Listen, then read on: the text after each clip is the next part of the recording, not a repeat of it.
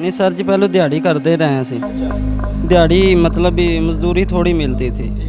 5,000 की ज़रूरत थी, भी जूती कपड़े बना ले हम, इसलिए की थी हमने। ਪਰ ਦੇਖ ਮੇਰੇ ਵੱਲੇ जी सर। हाँ जी। 5000 ਦੀ ਜ਼ਰੂਰਤ ਸੀ। हाँ जी। 5000 ਪਿੱਛੇ ਤੁਸੀਂ ਇਹ ਕੰਮ ਸ਼ੁਰੂ ਕਰ ਲਿਆ। जी 5000 की 2-4 ਦਿਹਾੜੀ ਵੀ ਲਾਵੋ ਤਾਂ 5000 ਬਣ ਜਾਣਾ ਸੀ। सर जी, बस जेन ने नहीं काम लिया सी।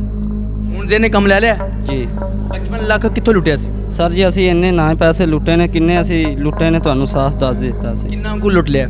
ਕਮ ਸੇ ਕਮ ਸਾਨੂੰ 15,000 ਰੁਪਇਆ ਆਇਆ ਮਤਲਬ ਕਿ 6 ਬੰਦੇ ਨੂੰ 15,000 ਆਇਆ। ਜੀ। ਕਿੰਨੇ ਮੋਬਾਈਲ ਸੀ? ਮੋਬਾਈਲ ਸਿਰਫ ਹੈਗੇ ਸੀ, ਮੋਬਾਈਲ ਬਹੁਤੇ ਲੈਂਦੇ ਹੀ ਨਹੀਂ ਸੀ ਅਸੀਂ, 3 ਮੋਬਾਈਲ ਲਏ ਨੇ ਬਸ। ਤੁਹਾਡੇ ਕੋਲ ਪਿਸਟਲ ਆਪਣੇ ਜ਼ਾਤੀ ਸੀ? ਨਹੀਂ ਜੀ, ਮੇਰੇ ਕੋਲ ਨਕਲੀ ਹੈਗਾ ਸੀ, ਨਕਲੀ ਕਿਸ ਤਰ੍ਹਾਂ ਦਾ ਸੀ? ਪਲਾਕਸ਼ਟ ਦਾ। ਪਲਾਸਟਿਕ ਦਾ ਸੀ? ਜੀ ਅੱਛਾ, ਜੀ। ਪਲਾਸਟਿਕ ਦਾ ਡਰਾਉਂਦਾ ਰਿਹਾ ਲੋਕਾਂ ਨੂੰ। ਹਾਂਜੀ। ਬਰਾਮਦ ਹੋਇਆ? ਨਹੀਂ ਜੀ, ਉਹ ਟੁੱਟ ਗਿਆ ਹੈਗਾ ਸੀ। ਕਿਵੇਂ ਟੁੱਟ ਗਿਆ? ਮੋਟਰਸਾਈਕਲ ਵਾਲੇ ਨੇ ਡੱਕਿਆ ਸੀ, ਉਹਨੇ ਸਿੱਧੀ ਮੋਟਰਸਾਈਕਲ ਮਾਰੀ, ਮੈਂ ਵੀ ਡਿੱਗ ਪਿਆ ਸੀ, ਤੋ ਥੱਲੇ ਆ ਕੇ ਟੁੱਟ ਗਿਆ ਸੀ। ਇਹ ਤੋਂ ਕੁਛ ਦਿਨ ਪਹਿਲੇ ਲੱਗੇ ਆ ਜੀ ਵੱਡੀ ਤੋਂ। ਵੱਡੀ ਤੋਂ ਪਹਿਲੇ ਤੇ ਲੱਗੇ ਹੋ? ਜੀ। ਕਿਉਂ ਲੱਗੇ ਹੋ? ਬਾਅਦ ਕੋਈ ਜ਼ਰੂਰਤ ਸੀ ਤਾਂ ਕੀ ਜ਼ਰੂਰਤ ਸੀ? ਮੈਂ ਕੋਈ ਜੁੱਤੀ ਕੱਪੜਾ ਲੈ ਲਾਂਗੇ ਤੇ ਜੁੱਤੀ ਕਪੜਾ ਲੈਣਾ, ਕੋਈ ਨੌਕਰੀ ਨਹੀਂ ਕਰ ਸਕਦਾ ਕਿਤੇ ਫੈਕਟਰੀ ਵਿੱਚ? ਤੇ ਅਸੀਂ ਸਾਹਿਬ ਕੋਈ ਕੋਈ ਦਿਹਾੜੀ ਕਰ ਸਕਦਾ ਸੀ? ਹਾਂਜੀ ਕਰਦੇ। ਇਹ ਰਾਸਤਾ ਕਿਉਂ ਚੁਣਿਆ? ਬਸ ਗਲਤੀ ਹੋ ਗਈ, ਸ਼ੈਤਾਨ ਨੇ ਕੰਮ ਕੀਤਾ। ਸ਼ੈਤਾਨ ਨੇ ਵਰਗਲਾ ਦਿੱਤਾ ਹੈ। ਜੀ ਸਾਹਿਬ। ਸ਼ੈਤਾਨ ਨੇ ਇਹ ਨਹੀਂ ਕਿਹਾ ਕਿ ਨੌਕਰੀ ਵੀ ਕਰ ਸਕਦਾ ਜਾਂ ਦਿਹਾੜੀ ਵੀ ਕਰ ਸਕਦਾ। ਬਸ ਸਾਹਿਬ ਕਿੰਨਾ ਪੜਿਆ? ਕੋਈ ਨਹੀਂ ਸਾਹਿਬ। ਕੋਈ ਨਹੀਂ ਪੜਿਆ। ਨਹੀਂ ਸਾਹਿਬ। ਕਿੰਨੇ ਮਸ਼ਵਰਾ ਦਿੱਤਾ ਸੀ ਐਡਕੇਟੀ ਦਾ? ਬਸ ਆਪ ਹੀ ਸਾਹਿਬ, ਹੈ ਆਪ ਹੀ।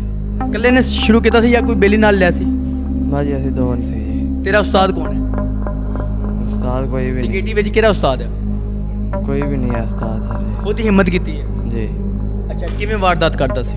ਪਿਸਤੌਲ ਨਾਲ ਹੀ ਕਰਦੇ ਸੀ ਜੀ। ਅੱਛਾ, ਕਿੰਨੇ ਲੋਕ ਸੀ? हम दो जने थे, 2 जने और थे। ਅੱਛਾ, ਦੋ ਜਣੇ ਤੁਸੀਂ ਆ ਸੀ? हाँ जी, ਅੱਛਾ, 2 जने और थे। ਦੋ ਜਣੇ ਹੋਰ ਸੀ। जी।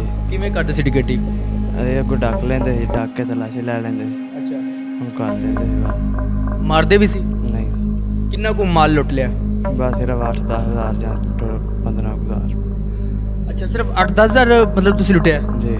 55 ਲੱਖ ਕਿਹੜਾ ਸੀ, ਉਹ ਕਿੱਥੇ ਗਿਆ? कोई पता नहीं सानू। 55 ਲੱਖ ਦਾ ਨਹੀਂ ਪਤਾ? नहीं साहब। 55 ਲੱਖ ਦੀ ਤੁਸੀਂ ਡਿਕੇਟੀ ਕੀਤੀ ਹੋ, ਤੂੰ 10-15 ਹਜ਼ਾਰ ਦੀ ਗੱਲ ਕਰ ਰਿਹਾ? नहीं साहब, असी नहीं की। ਹਾਂ, असी नहीं की। ਨਹੀਂ ਕੀਤੀ? नहीं साहब, ਤੂੰ 55 ਲੱਖ ਬਰਾਮਦ ਕਿਹਦੇ ਕੋਲ ਹੋਇਆ? सानू कोई पता नहीं किंदे कोल बरामद होया। ਅੱਛਾ, ਟੋਟਲ ਗੈਂਗ ਦੇ ਕਿੰਨੇ ਬੰਦੇ ਸੀ ਤੁਸੀਂ? असी थोड़े सामने खलोते हैं साहब। ਇਹ ਸਾਰੇ ਗੈਂਗ ਦੇ ਬੰਦੇ ਸੀ?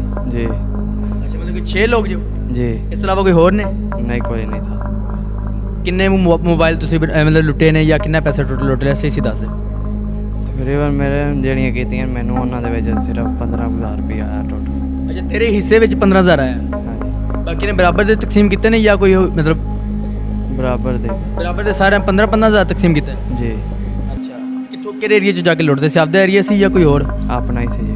ਆਪਣਾ ਏਰੀਆ ਸੀ। ਜੀ। ਕਿਸੇ ਜਾਣਨ ਵਾਲਿਆਂ ਨੂੰ ਵੀ ਲੁੱਟਿਆ? ਨਹੀਂ ਸਰ। ਕੋਈ ਮੁਖਬਰੀ ਹੁੰਦੀ ਸੀ? ਨਹੀਂ ਸਰ। ਅੱਛਾ।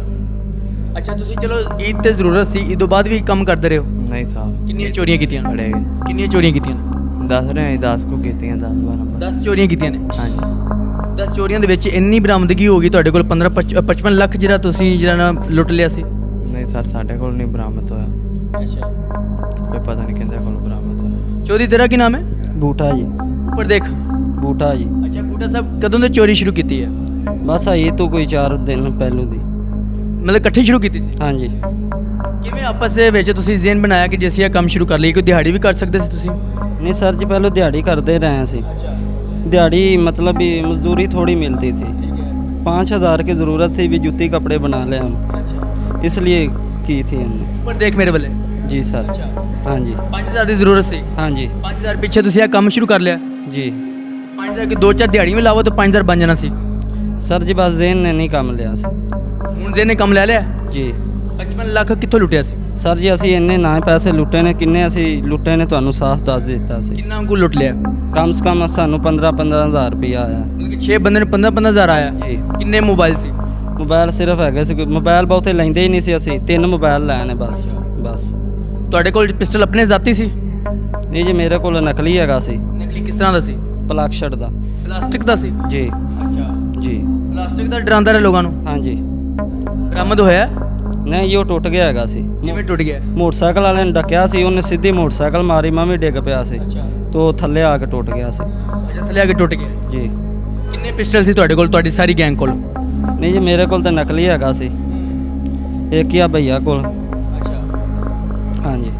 ਤੇਰੇ ਕੋਲ ਸੀ ਪਿਸਟਲ ਅਸਲ जी ਲਾਇਸੈਂਸੀ ਸੀ नहीं सर नजायज़ से।